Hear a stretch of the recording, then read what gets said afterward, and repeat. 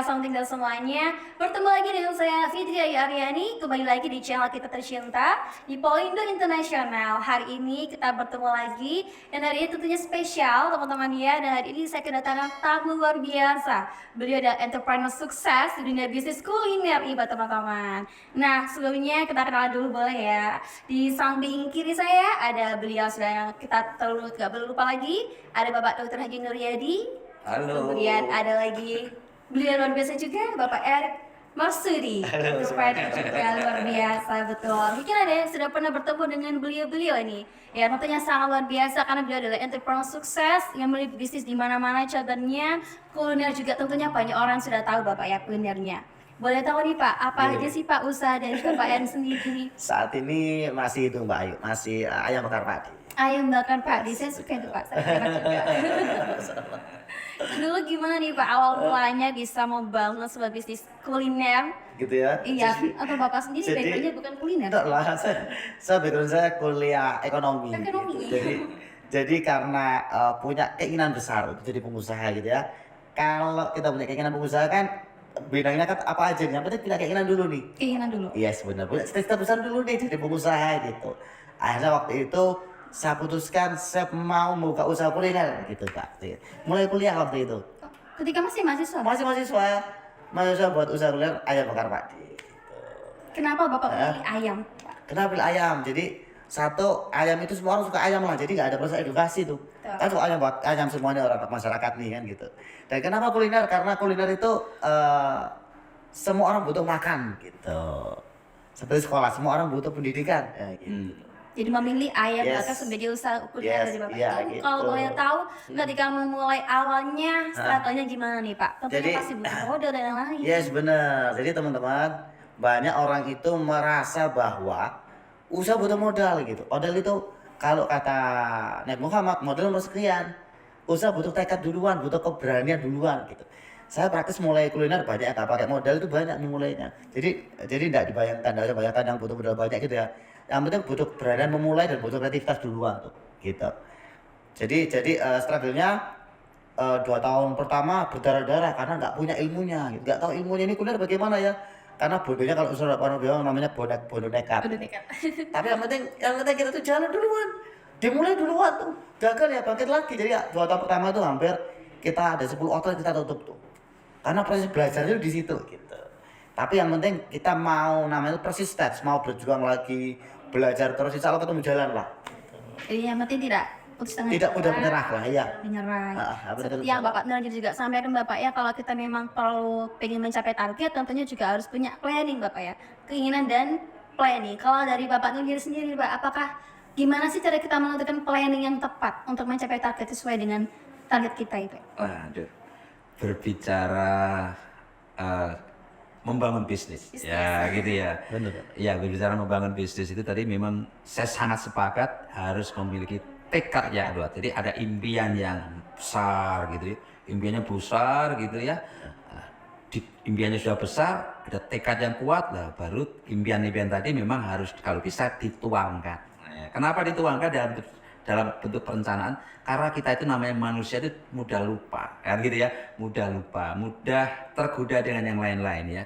Maka di dalam membuat impian ada istilah kalau bahasa manajemen yaitu SMART. Nah, specific, measurable, achievable, time bound ya, apa itu? Achievable dan time bound. Nah, jadi harus spesifik, detail, jelas, terukur dan accountable. Jadi waktu accountant jadi angkanya itu jelas kapan, berapa sih saya pengen punya buka cabang berapa cabangnya kan begitu ya. Dan antara yang kita impikan dengan yang kita lakukan juga harus achievable, harus sama, harus sesuai. Dan waktunya kapan kita ingin mencapainya itu ada aplikasinya. Kalau saya di sini biasanya saya buatkan anak-anak begitu masuk di Polindo, saya buatkan aplikasi, begitu masuk langsung membuat ini. Penting sekali membuat impian. Kenapa itu menjadi penting? Ingat, Allah Subhanahu wa taala telah berfirman dalam hadis qudsinya kalau tidak salah ya, kalau tidak salah begini, anna inda dzanni abdi bi, aku sesuai prasangka hambaku. Jadi prasangka itu yang harus kita bangun, kita tuangkan dalam bentuk impian planningan tadi. Terserah nanti tidak ada oh harus begini, harus begini, harus begini. Yang penting terukur. jelas, terukur dan Benar. sesuai dan kapan ingin tercapainya kan gitu Mas ya. Benar, setuju. Jadi kita ini Pak sebagai muslim ya, itu kita punya Al-Quran. Jadi Nabi itu begini, saya meninggalkan 2 perkara yang kalau kita pegang benar-benar itu kita selamat dunia akhirat, yaitu Quran dan hadis. Nah, Dan Allah itu dalam Quran gitu ya, saya lupa ayatnya ini. Cuman saya pegang benar-benar ini, pegang benar-benar. Allah yang bilang, kalau Allah bilang udah pastilah ya. Kalau kita mau sukses dunia, dalam dunia ada 4 perkara ini kamu dunia dan akhirat ya. Kalau kita mau sukses dunia, kita pegang 4 perkara ini, kita pegang benar-benar ini. Insya Allah kita akan sukses besar. Allah bilang tuh yang pertama kita kudu punya cita-cita besar. Jadi kita enggak, jadi Allah nggak mau kita hidup mengalir aja, enggak. Tapi kita mau coba cita-cita apa nih? Orang surga aja Allah bilang surga Firdaus. Misalkan sama mau jadi pengusaha, ya jadi pengusaha gede sekalian. Nah bisa omsetnya 100 miliar atau 1 triliun sekalian kan gitu. Ya kan? Orang mimpi gratis gitu. Allah bilang tuh kita kudu punya cita-cita. Jadi sebelum orang barat itu ngomong kita punya itu dan sebagainya, Allah tuh bilang dalam Qur'annya kita kudu punya cita-cita. Yang kedua kalau mau sukses Allah bilang tuh kita kudu punya rencana yang luar biasa gitu. Allah bilang kalau kita mau cita kan nggak mungkin ketambahan sebuah perencanaan. Betul. Ya kan? Yang ketiga Allah bilang tuh kudu mau action. Bertindak. Jadi gak hanya punya impian dan rencana, tapi juga ada eksekusi yang luar biasa. Dan yang paling nomor 4 ini Pak Nur, bisa tercengang ini kata-kata Allah di dalam Qur'annya adalah kalau kita mau berhasil, kita harus kudu mau sengsara, mau rekoso, mau berjuang gitu. Jadi nggak mudah memang jalan keberhasilan. Allah bilang kudu mau rekoso, mau berjuang, mau solo gitu. Kita bilang jadi kita udah tahu bahwa untuk berhasil itu bakal sengsara, bakal perlu perjuangan. Dan Allah bilang itu. Tetap harus berusaha Iya, lagi Bapak ya. benar, Tapi kan benar. namanya manusia pasti ada rasa kayak capek gitu Pak ya. Ketika di jalan itu tantangannya besar. Benar. Di sini aja deh nggak mau terus lagi. Nah itu Benar. gimana tuh Pak? Ya, bisa langsung. Oke, aku harus tetap berjuang nih. Gak boleh berhenti di jalan. Ya, mungkin ada dari Bapak kata Pak Nuryadi bisa memberikan tipsnya Bapak. saya melanjutkan tadi harus apa tadi? Harus berusaha, harus mau soro ya. Iya. Nah, Allah juga telah menyampaikan dalam firman-Nya.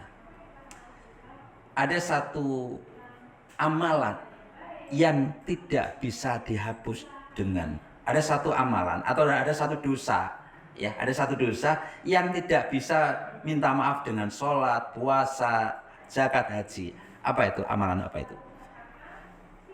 Kerja keras, berusaha. Jadi itu amalan laku yang memang tidak bisa diwakilkan. Kita tidak cukup hanya berdoa, kita tidak cukup hanya apa itu leha-leha dan bermimpi saja. Memang Allah silahkan apa tadi memiliki segalanya, berdoa, namun tetap harus bekerja karena bekerja itu perintah agama, mencukupi keluarga, mensukseskan keluarga, menafkahi keluarga itu perintah agama dan itu merupakan suatu kewajiban. Ibadah juga Iya, Bapak. ibadah kewajiban. Dan jangan mengaku beriman sebelum datang ujianku padamu kan begitu. Jadi kita itu sudah harus siap.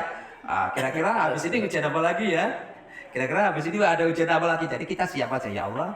Ujian apa lagi ya? Ya Allah. Ya, jadi gitu. Jadi kita harus karena di balik ujian tadi kita harus memiliki paradigma jangan sampai ya Allah kenapa sih kok dikasih ujian terus? Kenapa sih kok dikasih ya Allah mudahkan ujian, ya Allah ringankanlah. Jangan begitu. Maka kita harus punya paradigma pemahaman karena setiap ujian cobaan itu sudah diukur kadarnya kemampuannya. Ini untuk kamu itu segini ya. Jadi semakin besar ujian kita itu insya Allah tingkat derajat kita juga semakin tinggi ya. Semakin ini bisa yakin dengan cabangnya berpuluh-puluh ini pasti ujiannya juga semakin besar ya. Karena besar akhirnya ditambah lagi ujiannya. Karena di balik kesuksesan yang hebat pasti di situ ada ujian yang hebat juga. Karena ujian itu jadi kita kalau ada ujian dan kita sabar ada satu kenikmatan di sana. Di balik apa itu? Di balik ujian ada ketakwaan. Di balik ada ketakwaan itu ada kesabaran. Di balik kesabaran juga ada ketakwaan dan di situ ada hadiah yang luar biasa. Kesabar memang berat. Sabar itu laksana apa itu? Buah brotowali. Tahu brotowali? Buah yang sangat pahit sekali. Sabar itu berat. Masalah itu berat, sabar itu. Tapi di balik sabar yang berat tadi ada derajat yang tinggi karena akan diangkat derajatnya. Pahala yang tanpa batas yaitu pahala sabar. Mestinya tadi Pak bagaimana tadi di pertanyaannya, Pak bagaimana supaya kita itu memiliki impian atau cita-cita yang kita tidak mau down? Ada satu impiannya tadi dibesarkan.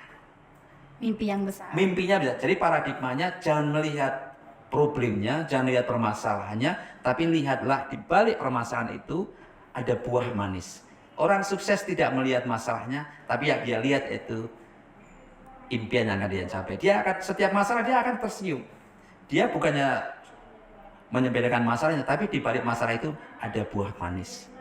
Orang gagal biasanya selalu menyalahkan masalah, memandang masalah sebagai sumber ketidakbahagiaan, dan dia terpengaruh dengan masalah. Hatinya terlena dengan masalah. Orang-orang hebat sukses luar biasa, dia menikmati masalah. Sebenarnya bukan lain jadi dia memandang di balik masalah itu ada buah yang manis. Ada hikmahnya Bapak Ada ya. buah yang manis. Itu ya buah yang manis itu. Pahitnya seperti Putra Wali, tapi di balik pahitnya tadi ada buah yang itu ada manisnya seperti madu. Aduh. Pahit-pahit dulu terus kemudian Bapak ya. Iya. Iya berarti kita berproses dulu Bapak ya. Apalagi kan kalau di Islam kan setahu saya kan membuka pintu rezeki salah satunya dengan berdagang Bapak ya, dengan cara berbisnis seperti Bapak Eril tadi ya. Tentu Jadi, memang banyak struggle-nya. Memang Nabi itu bilang gini Pak, 9 dari 10 itu rezeki ada di pengusaha atau pedagang. Betul. Tapi harus diingat, yang kita urus itu 9 gitu, bukan 1. Bilang bisnis ya. Jadi 9 hal kita urusi. Jadi ketika jadi pengusaha itu kita ngurusi HRD, ngurusi marketing, ngurusi produksi itu biasa gitu loh. Oh, iya, iya. Jadi kita kudu siap dengan berbagai, ketika misalkan jadi pengusaha, siap dengan berbagai macam kerumitan yang ada gitu. Tapi harus diingat gitu. Gini, harus diingat gini. Ada satu hal itu yang Allah bilang innama a'malu binniyat. Kita ini jadi pengusaha itu motivasinya apa? Gitu. Kita mau hidup hebat, motivasinya apa? Ada 3 motivasi yang luar biasa. Motivasi paling rendah adalah ketika kita hanya ngomongin jadi pengusaha hanya karena materi semata, saya mau punya uang kok, mau ini kok, gitu ya. Itu motivasi paling rendah. Motivasi nomor 2 adalah ketika kita ngomongin tentang emosional, saya mau membahagiakan orang tua, saya mau membahagiakan keluarga, itu emosional, gitu ya. Tapi ada motivasi yang luar biasa ya. Ketika kita jadi apapun, kudu punya motivasi ini, yaitu motivasi spiritual. Saya mau jadi pengusaha misalkan, saya mau mengajarkan orang tua, saya mau kelak nanti mau sedekah lebih banyak. Jadi saya jadi pengusaha mau bangun masjid, mau bangun pesantren, mau menghidupi anak yatim. Ketika kita motivasi tentang ruhiyah, tentang spiritual, maka ketika kita down kita harus ingat tuh, kenapa nih saya harus semangat ya? Oh iya, ini adalah untuk perjuangan, ini ibadah saya. Kalau ngomong ibadah, udah nggak ngomongin capek tuh di sini. Karena ketika niatnya ibadah, maka ada namanya berharapnya adalah langsung dari Allah Ta'ala. Bukan lagi ngomongin saya dapat apa, tapi apa yang mau saya berikan malahan. Karena ini ibadah. Bagi saya, jadi pengusaha dari ibadah. Nggak lebih, nggak kurang dari itu. Ibadah sajalah. Gitu. Yang nanti saya yakin kelak balasannya itu dari Allah. Biarkan Allah yang memperjalankan. Gitu. Seperti itu Pak, kira-kira. Ibarat kata kalau kita mengejar dunia saja kita cuma dapat dunia. Yes, Bapak ya. benar. Kalau kita mengejar akhirat kita juga mendapatkan dunia sekaligus Yes, akhirat benar, juga. Betul. Jadi ibadah Iya. juga sebagai tujuan kita Bapak ya. benar. Maka jadikan aktivitas kita jadi pengusaha ini itu ibadah gitu. Jadi nggak lagi ngomongin aku untuk piro, aku dapat apa, nggak ngomongin itu lagi kita. Kita ngomongin semua aktivitas adalah ibadah saja. Ada namanya lillah, fillah, billah. Kita berjuang di jalan Allah, semua karena Allah dan berharap balasan dari Allah. Dari Allah. Gitu. Jadi pengusaha juga gitu, sama kadang-kadang juga ada tantangan ini ibadah gitu. Ini kalau kita lihatnya ibadah enak tuh. Jadi melihatnya bukan masalah yang dilihat, tapi ibadah dilihat. Gitu. Seperti itulah kira-kira Pak Ayu. Masya Allah Bapak luar biasa. Memang banyak sekali dari rekan-rekan juga Bapak pengen berwirausaha atau berbisnis, namun kadang kalau sudah dapat omset banyak itu kadang kita sebagai manusia pasti ada lalainya Bapak. Karena omset banyak kita jadi, udahlah aku cukup segini udah gak mau nerusin yang lebih-lebih lagi. Pada akhirnya ya udah terjadilah berkurangnya omset dan sebagainya. Memang karena rasanya cukup. Kita kata Pak tadi itu, impiannya kurang gede. Betul, merasa gampang puas mungkin Bapak. Iya, cepat positif gede. Padahal tuh Nabi itu bilang gini, kelak tuh dia ngomong, kelak tuh ya Konstantinopel akan ditaklukkan orang Islam. Kejadiannya 600 tahun kemudian, tapi Nabi udah bilang tuh waktu itu kayak gitu. Jadi coba tuh luar biasa kan, punya impian besar kan. Gitu. Jadi kembali lagi mimpi yang besar Yes, diimbangi dengan ibadah, Benar. usaha, dan lagi-lagi untuk Allah Bapak ya, tujuannya kepada Setuju. Allah lagi. Ya. Seperti itu luar biasa Bapak ya. Jadi memang teman-teman semuanya kalau kita membangun bisnis, tidak mungkin kita hanya berusaha aja. Tentunya butuh doa orang tua, kemudian ibadah kita kepada Allah, seperti itu. Itu kan semua menunjang ke perkembangan bisnis kita juga Bapak ya. Seperti itu. Masya Allah luar biasa Bapak Luar ya. biasa. Banyak sekali yang kita dapatkan hari ini teman-teman ya. Dan tapi Bapak, kalau saya juga mau bertanya nih. Kadang kan kalau kita punya usaha nih Bapak ya. Gimana sih Bapak Erik selama ini menghadapi persaingan pasar nih Bapak ya? Apalagi sekarang kan sudah banyak sekali persaingan-persaingan di dunia sosial media, e-commerce. benar, Gimana nih Pak menghadapi persaingan pasar Pak? Itu kan juga sebagai salah satu ikhtiar kita Bapak ya untuk mempertahankan usaha kita. Jadi gini, banyak orang jadi pengusaha itu kenapa nggak mau jadi pengusaha? Satu, dia takut gagal gitu. Ada nggak pengusaha yang pernah gagal? Ada sih, tapi saya belum pernah tahu orangnya mana pernah gagal gitu. Artinya kegagalan bagian dari kehidupan. Maka teman-teman kalau jadi pengusaha, jadi buka jalan aja lah. Gagal bagian dari kehidupan. Satu, nutup outlet itu biasa gitu ya. Yang nanti buka lagi juga kan gitu. Jadi bagian dari perjalanan lah. Yang kedua, orang takut bersaing. Padahal saya juga sunatullah. Bisnis yang nggak ada saingannya menandakan bisnis itu nggak ada pasarnya, nggak ada konsumennya kan gitu. Oh, nggak ada orang lain nggak mau buka. Nah, jadi persaingan sikapi bagi hal yang sunatullah gitu ya, hal yang wajar. Justru ada persaingan membuat kita semakin maju lagi. Maka gimana beberapa persaingan, kita kudu tahu nih, paham nih apa keunggulan bisnis kita gitu dibanding pesaing kita. Kan gitu, orang kan punya keunggulan masing-masing, ya kan? Apa keunggulan bisnis kita? Apa yang buat orang itu beli tempat kita? Kenapa kok kita, apa yang buat kita itu unggul gitu daripada pesaing? Kan gitu. Itu tuh dari persaingan. Yang kedua, ada pesaing memaksa kita untuk jauh lebih kreatif lagi dalam strategi marketing misalkan, ini itu kan gitu ya. Sehingga adanya persaingan hal yang lumrah gitu. Nabi aja perang berkali-kali gak ada masalah kan gitu. Ngapain kita takut bersaing? Kan gitu. Betul. Ya kan? Jadi kita kudu kreatif. Ini sebagaimana ya untuk merebut konsumen, untuk memenangkan sebuah persaingan kan gitu. Kita harus lebih kreatif lagi gitu loh. Dan kita kudu tahu juga nih, ini produk saya ini positioningnya apa bisnis saya ini. Artinya itu kita harus lebih unggul gitu ya, dan butuh kreativitas dalam berjuang. Jadi persaingan adalah hal yang lumrah lah yang nggak bisa kita hindarkan. Makanya dalam bangun bisnis kita nggak boleh berhenti. Kita kudu kalau pengusaha itu ya ada namanya thinking tank. Waktu berpikir kita kudu ngapain lagi ya, kudu buat inovasi apa lagi ya gitu. Jadi memang seperti itu. Seperti contoh. Islam tuh punya pedang. Oh, selalu bahas. Saya lupa namanya pedang apa ya kok jadi tiba-tiba lupa. Pedang Damaskus. Pedang Damaskus itu wah bisa belah semuanya tuh. Baja aja terbelah tuh. Gitu, pedang Damaskus. Jadi itu kreativitas orang muslim untuk menang persaingan, salah satunya di situ, Pak. Ya kan? Jadi apa ya, butuh kreativitas. Contoh. Ketika Nabi hijrah dari Mekah ke Madinah, Nabi kan nyuruh Abdurrahman bin Auf untuk membangun perekonomian. Maka membangun perekonomian adalah bagian dari jihad, bagian dari perjuangan, ya kan? Tapi kan Nabi bilang gimana ya biar sajagananya laku gitu. Dia berpikir, contoh membuat pasar misalkan, dia jualan kuda. Ini contoh bagaimana kreativitas seorang Abdurrahman bin Auf. Yang lain kalau kuda itu belinya 10 juta misalkan, dijual 11 juta, 12 juta. Abdurrahman enggak. Kulaan kuda 10 juta, dijual 10 juta juga. Untungnya dari mana? Dari jualan aksesoris kuda, pelana kudanya, ininya itu. Untung dari situ. Jadi merebut konsumen lewat situ dia. Kudanya enggak untung enggak apa-apa, tapi yang beli kuda kan beli pelana kuda, beli aksesoris ini itu. Untungnya dari situ. Itu namanya strategi bisnis. Makanya dalam berperang pun Nabi punya strategi, perang Khandaq, bangun parit misalkan. Strategi itu dalam bisnis pun sama. Kita juga butuh strategi. Maka yuk mikir buat strategi juga gitu. Cerita seperti itulah kira-kira Mbak untuk menang persaingan. Kita butuh buat strategi yang luar biasa. Kreativitas dan inovasi juga Yes, Bapak ya. benar. Dari situlah kita juga semakin berkembang, Benar, semakin tinggi juga. benar. Masya Allah luar biasa teman-teman. Itu tadi sekilas tips-tips juga dan apa sih maknanya kalau kita sebagai seorang muslim, kita juga perlu yang namanya berwirausaha, membuka bisnis sesuai dengan alur dan atau melakukan ibadah juga Bapak ya. Yes, benar. Itu dari Bapak Nurdadi mungkin ada yang tambahkan lagi Oke, untuk ya, viewers jadi- kita. Oh ya, teman-teman, jadi Jadi siapapun kita bisa sukses dan kita pun bisa sukses. Kuncinya yaitu kita harus open mind, membuka diri ya dari persaingan yang ada, dan kita harus belajar. Tadi apa yang disampaikan tadi, harus belajar. Kita harus memiliki ilmu.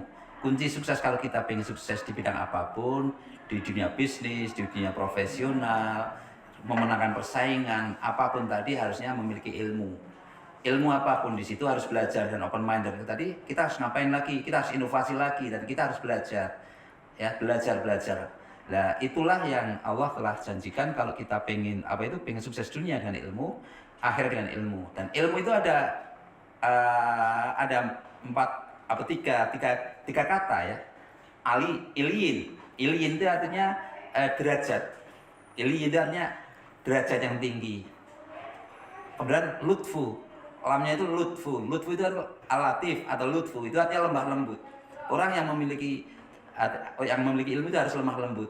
Kemudian mim itu al-malik atau al-mulku, artinya kerajaan atau kekuasaan. Orang yang memiliki ilmu, mereka akan dijanjikan oleh Allah, akan diangkat derajatnya, dan tentu mereka dengan rendah hati, dan mereka akan mendapatkan kedudukan jabatan baik di dunia maupun di akhirat. Itu janji Allah. Karena janji Allah di hadis riwayat Abbas juga sampaikan, orang yang memiliki ilmu memiliki derajat 700 lebih tinggi daripada muslim lainnya. Itu luar biasa. Itu tadi, makanya dengan permasalahan-permasalahan tadi akhirnya belajar lagi, inovasi lagi, kompetisi tadi itu akhirnya berpacu dengan ilmu, insya Allah akan mampu menyelesaikan setiap permasalahan yang ada, akan diangkat derajatnya. Itu janji Allah demikian. Sukses selalu. Bener. Ya, milikilah ilmu bisnis, ilmu apapun. Ya, ini kita komunitas lama, teman lama di sini. Ini kita nyangkruknya di Polindo ini. Nyangkruknya di atas ya. Saya ini Pak. Belajar bisnis lama. Istrinya ini juga alumni dari Polindo. Ya, di Polindo kita sharing banyak tentang bagaimana membangun bisnis ya. Alhamdulillah, alamin kita senang, banyak anak-anak muda yang luar biasa sekarang jadi luar biasa. Ya, sama-sama begitu. Contoh yang bagus juga untuk saya sebagai yang masih muda Bapak ya, untuk tidak puas aja, tetap harus berinovasi lagi seperti itu. Nah itu teman-teman semuanya, itu dari sekilas dari tips bagaimana membangun strategi bisnis yang luar biasa dari Bapak Erik dan Bapak Nuryadi. Tentunya kedepannya kita akan terus kembali lagi di podcast kita lagi dengan tema-tema yang lebih menarik lagi tentunya. Segitu aja dari Poin Nasional. Saya Fitri Ayarani dan Bapak Erik, Bapak Nuryadi. Mohon maaf undur diri. Semoga kita bertemu lagi di channel kita selanjutnya dan di konten-konten kita yang lebih menarik lagi. Polindo Internasional, Jalur cepat kerja dan berwirausaha. Sampai jumpa teman-teman. Sukses selalu. Sampai ketemu. Ingin cepat kerja atau kuliah sambil kerja? Bisa daftar dari rumah dan bisa belajar dari rumah. Dapatkan beasiswa pendidikan sampai dengan 100%. Hubungi via WhatsApp 0821 4114 6488 atau sosial media kami, Instagram, Facebook, maupun website.